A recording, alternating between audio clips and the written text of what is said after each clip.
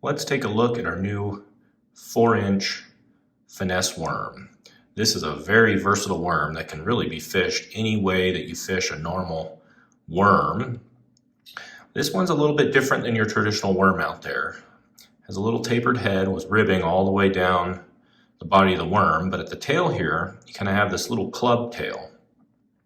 And what that does is it helps give this worm just a little bit more action. If this was kind of a pintail worm and it went all the way down to this thin section, there's nothing at the very tip there to get that tail moving much though. So what this acts as is kind of a little bit of extra mass or a little bit extra weight at the tail to get this thing moving.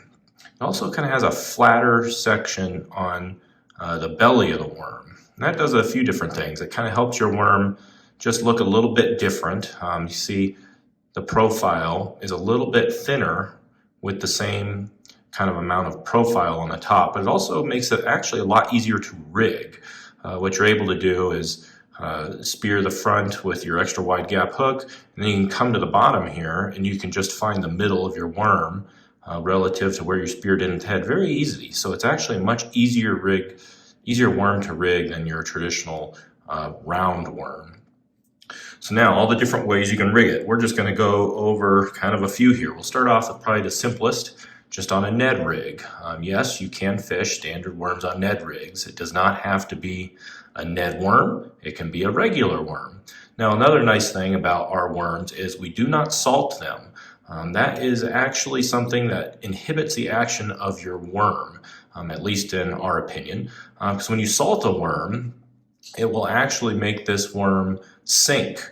So what happens is if this thing was salted and it stood up in the water, this tail would droop down and start to sink. Same with a drop shot, same with any horizontal presentation, is the tail will want to droop because that salt is denser than the water. So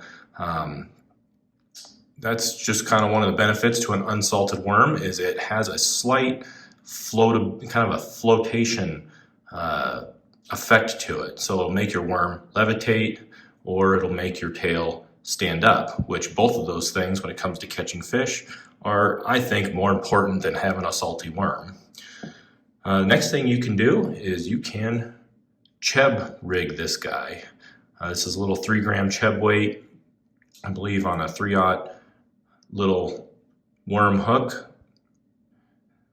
So you can do a cheb rig. And if you don't like that, of course, you can be boring and just do what everyone else does and throw it on a Texas rig. That is also a 3/0 extra wide gap hook. Nothing wrong with the Texas rig. It served people well for a lot of years, but there are a lot better and more creative ways to fish a worm. But this is probably one of the more popular and one of the easiest. It's a tungsten little cone on there. You can get away with very small cones when you're using tungsten. That's just an 1/8 ounce. You can find those on our website. A little bit more creative way to fish this is on a Jika rig. And this is, I believe, a 1/8 ounce Jika rig. Maybe it's a little bit heavier. No, it's a 1/8 ounce Jika rig. And I believe that's a 2/0 EWG hook on there. So it just keeps your worm just a little bit off the bottom rather than just completely laying down and scurrying around in the weeds. You can just kind of hover this above some mud or muck and just stay right above the scum on the bottom of the lake.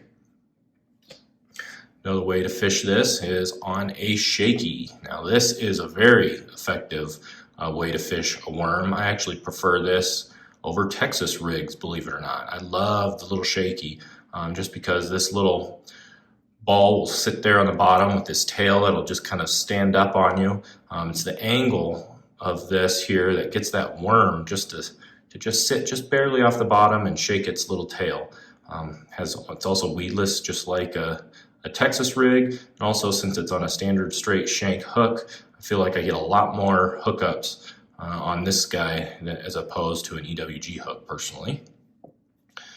Another way to fish it is on a simple little drop shot.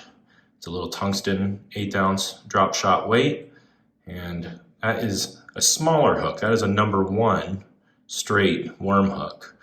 You can go up from here. Of course, 1/0 and 2/0 will work just fine. I'd say 1 is about as small as you're going to want to go. You could obviously use a short shank Dropshot hook instead of this straight shank worm hook, but this one is weedless, whereas some of those just short shank standard Dropshot hooks, you're going to be in the weeds on those guys. So this is kind of a clever way to bass fish in weeds while still being able to keep your worm up off the bottom and hover right in front of their face. Now the other thing you can do is, of course, just wacky rig this. You can just spear that with the wacky hook. You could also Neko rig this too. We have these little tungsten weights, and this worm is pretty thin, so it will accept some of the smaller Neko weights.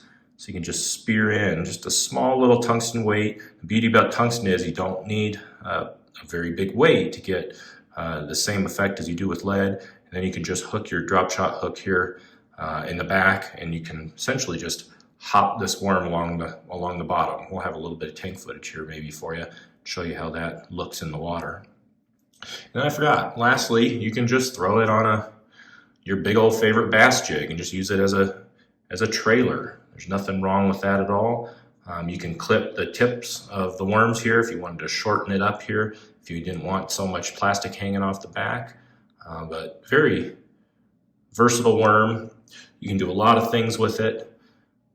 But one of my favorites is the Shaky, and we have it in all kinds of colors now too. So Toxic Pumpkin is going to be a pretty popular one. A lot of guys are liking that color.